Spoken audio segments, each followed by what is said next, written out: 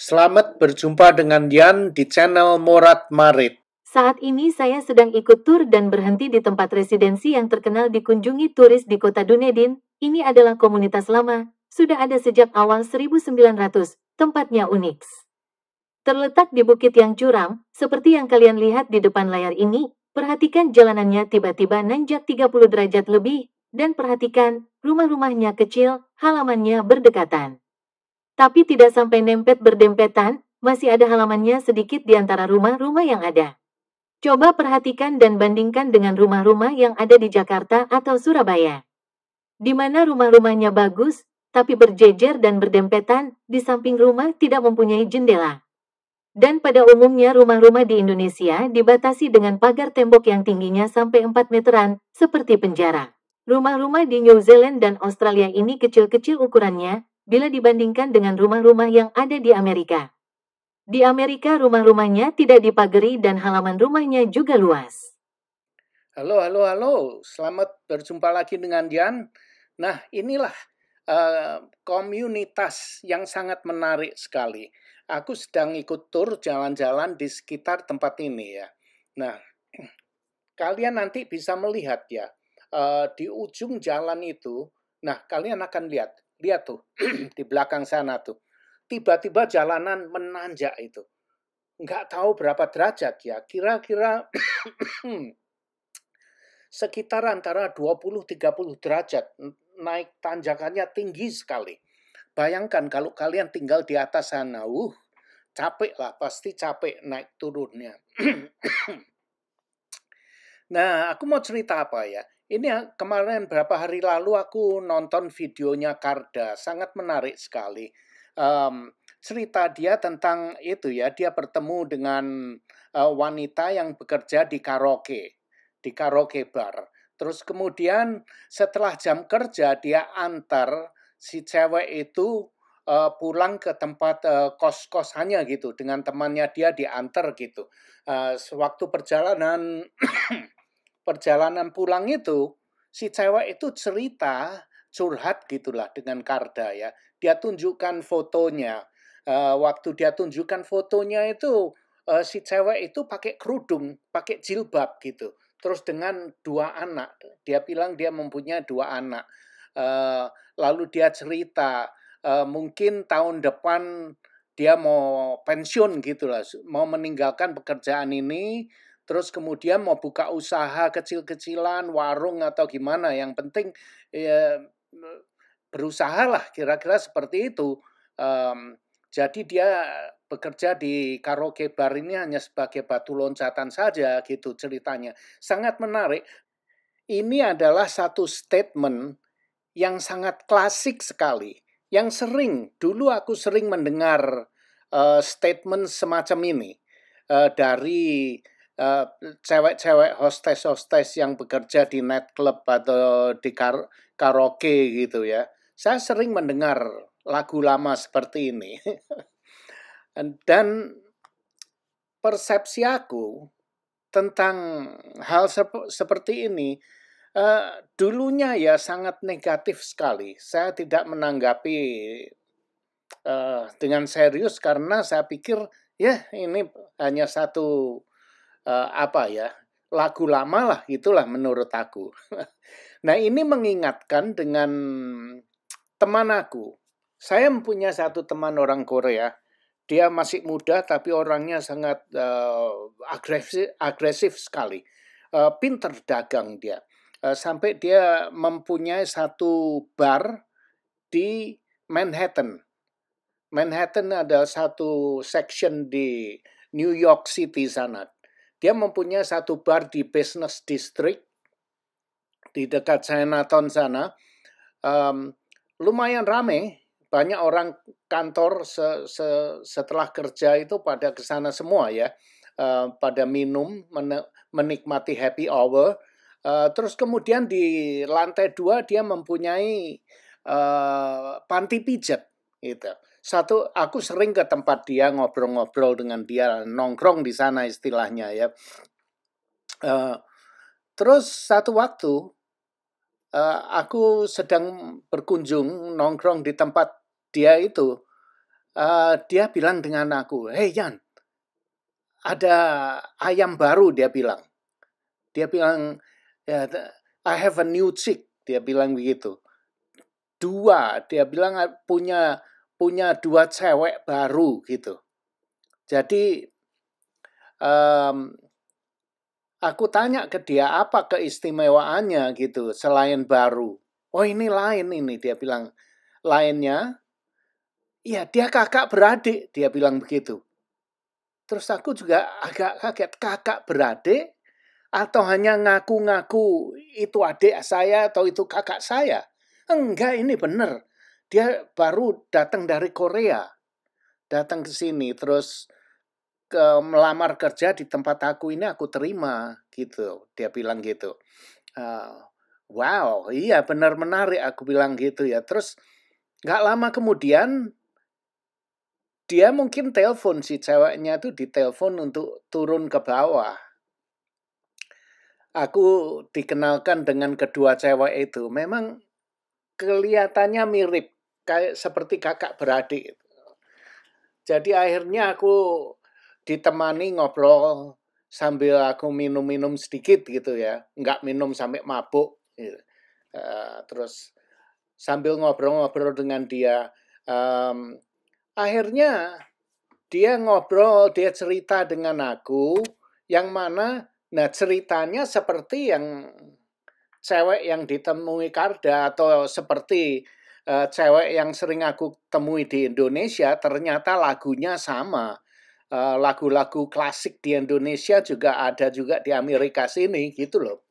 Dalam batin aku seperti itu. Dia bilang yang mana dia bekerja di bar di panti pijat ini hanya sementara aja. Terus nanti dia mau berhenti gitu setelah modalnya cukup. Dia bilang gitu. Aku ya nih aja lah. Aku ya bilang iya bagus lah. Aku ya bilang begitulah. Mau bilang apa lagi ya? Terus pertemuan itu hanya sampai di situ aja. Saya melupakan. Akhirnya aku pulang, say goodbye gitu aja ya. Nggak ada satu yang spesial. Terus aku juga sudah melupakan tentang cewek itu. Gitu. Nah, kira-kira 20 tahun kemudian, 15 tahun, ya hampir 20 tahun. Aku dengan istri ke California. Aku berlibur ke kota San Francisco. Satu waktu aku jalan-jalan di Chinatown, istri aku ingin beli buah per gitu. Terus akhirnya ketemu ini ada toko buahnya orang Korea. Jadi kita mampir di sana karena buahnya bagus-bagus itu. Sewaktu kami lihat-lihat itu ya, aku perhatikan yang pemiliknya itu cewek gitu. Dia tersenyum dengan aku kepala aku mulai besar ya. Istri aku nggak melihatnya. Tapi aku memperhatikan ceweknya itu ketawa-ketawa dengan aku. Tapi aku takut menyapa, aku nggak kenal kok. Terus akhirnya gimana ya? Sewaktu kami mau membayar, istri aku mau membayar itu, terus aku dengan istri aku mendekati kasir, si cewek itu tertawa lagi dengan aku. Terus dia melihat ke aku, dia bilang, "Kamu ingat dengan aku enggak?" Dia bilang. Terus aku lihat kaget aku. Ingat apa? Kenal aja kagak kok. Terus akhirnya aku katakan enggak, aku enggak ingat. Dia bilang, aku bilang seperti itu. Terus dia bilang, aku bekerja dengan si Jimmy di New York.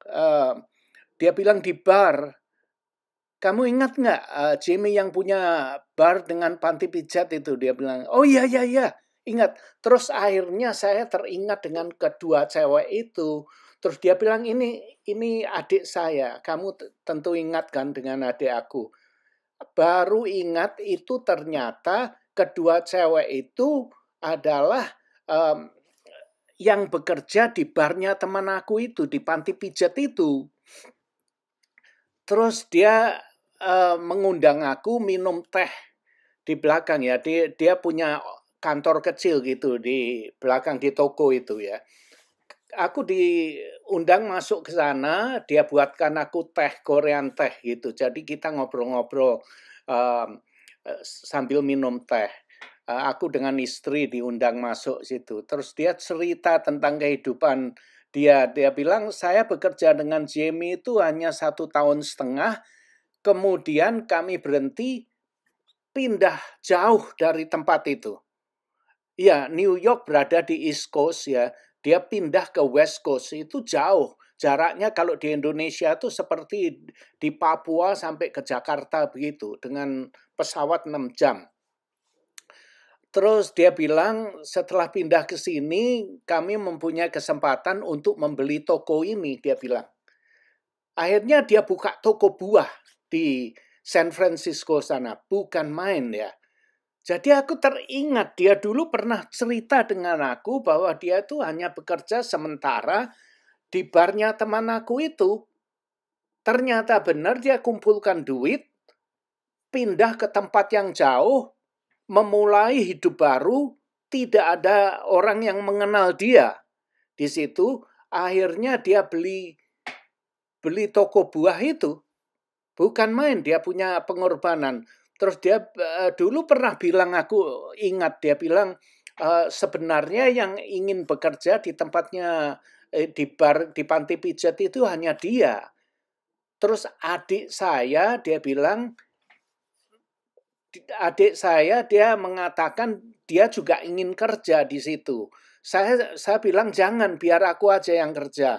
Terus bilang, iya kalau hanya kamu yang kerja nanti akan ngumpul duitnya sedikit. Kalau kita sama-sama berdua bekerja di sana, kita bisa simpan uang lebih banyak dan lebih cepat lagi kita akan berhenti. Akhirnya mereka setuju. Setelah 1,5 tahun, mereka berhenti, pindah ke tempat yang jauh, tidak ada orang yang mengenal mereka. Mereka buka toko, beli toko itu, jual buah-buah. Bukan main. Nah, dari situ, dari mulai itu, baru aku pandangan hidup aku lain terhadap wanita yang bekerja di nightclub atau di karaoke ya. Itu bukan sekedar hanya lagu lama, lagu klasik, tidak. Ternyata ada orang yang memang seperti itu. Dia membuat bekerja di karaoke atau nightclub itu hanya sebagai batu loncatan karena di situ uangnya besar memang. Kalau kamu cantik, kamu pinter membawa diri, uangnya banyak. Laki-laki hidung belang itu dia mau keluar uang seperti air grojokan gitu, seperti air terjun gitu loh. Kalau kamu pinter-pinter, akhirnya ya bisa seperti cewek ini. Saya benar-benar salut, maka itu setelah aku mendengarkan videonya Karda itu, aku jadi teringat dengan kedua cewek Korea ini, yang cewek yang kakak beradik ini. Bukan main, itu bukan cerita kosong. Ini terjadi benar-benar. Dulunya, saya waktu masih muda itu mendengar kata-kata seperti itu memang sering ya. Tapi kenyataannya saya tidak pernah melihatnya dengan mata kepala saya sendiri. Atau mungkin membaca buku-buku di novel-novel itu mungkin ada ya ceritanya ya. Tapi itu kan membaca buku. Lain dengan apa yang pernah aku lihat, aku alami dengan mata kepala aku sendiri, itu lain ceritanya ya. Maka itu sekarang ini setelah aku mendengarkan videonya Karda minggu lalu itu, aku ingin membuat satu video yang ingin aku share, aku berbagi ke kalian. Maka inilah videonya. Dan itu memang betul-betul bisa terjadi. Karena kehidupan ini sangat misterius sekali. Nah, aku dengan dia ditemukan di New York itu secara tidak sengaja. Hanya koinsiden aja saya ditemukan. Terus kemudian kita berpisah. Ketemu lagi di ujung Amerika sebelah barat. Nah, itu pun juga tidak direncanakan. Aku juga tidak tahu kalau mereka pindah di sana. tiba-tiba ketemu. Nah, inilah satu misteri alam semesta. Kenapa aku harus dipertemukan dengan dia? Apa yang harus aku pelajari dari pertemuan pengalaman aku ini? Nah, mungkin ini Tuhan mempertemukan aku dengan cewek itu. Menurut aku apa yang aku bisa pelajari? Nah, mungkin ya, maksud Tuhan itu mempertemukan aku, semua itu seperti tidak sengaja ya. Sepertinya kacau, chaos begitu ya. Tapi teratur, bertemu, berpisah, bertemu lagi. Semuanya itu tidak ada janjian, bukan settingan. Nah, mungkin Tuhan meminta aku untuk membuat video ini dan berbagi kepada Anda semua. Berbagi kepada semua orang yang menonton video aku ini, kira-kira seperti itu. Nah, semoga kalian enjoy, menikmati cerita aku ini. Ini adalah satu cerita nyata. Oke, sampai di situ dulu. Goodbye, ciao. Terima kasih sudah nonton video ini. Dan jangan lupa like, comment, share, dan subscribe. Adios, my friend.